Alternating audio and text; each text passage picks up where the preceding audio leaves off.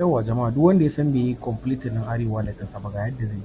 So idan ka shiga Ari wallet ɗin already, idan tsohon Ari wallet ne za su buƙaci kai updating, saboda tax ɗin bare taɓa nunawa ba sai kai updating din Ari wallet ɗinka. So bayan kai updating din Ari wallet ɗinka, ma'ana ka je Play Store ko kuma App Store kenan, Apple Store, ka yi updating. Idan ka yi updating kana dawowa, abinda za ka fara cin karo da shi shine wannan tax ɗin na Ari wallet ɗin. So sai ka shiga.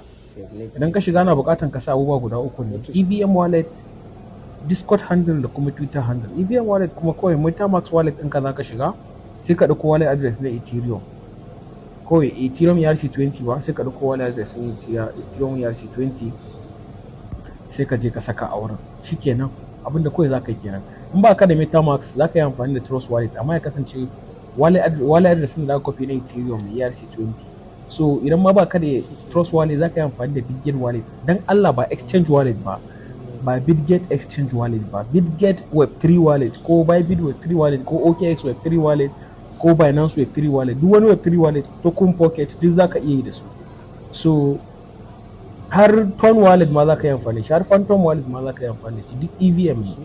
So sai ka je Discord ɗinka, abu na biyu, in ka manta da username ɗinka sai koma Discord ɗinka, ka karanta username ɗinka, sai ka sa art, sai ka rubuta musu username ɗinka.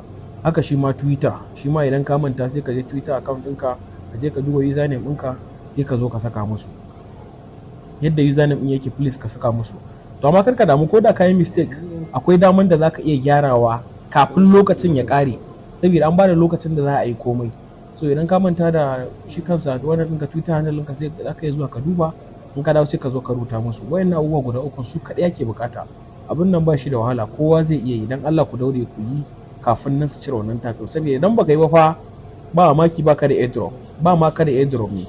So wannan ɗin an yi ne saboda disabil ne a differentiating ɗin mutanen da suke robot da wayanda ba robot ba. So da Allah mu samu ne. Kun gani yanzu na yi nawa ya tafi successful. So da Allah kowa ya samu ya yi. Dan so a ce kowa ma ya samu airdrop ɗin nan kamar yadda ni ma. Thank you, an ka bisa toshi.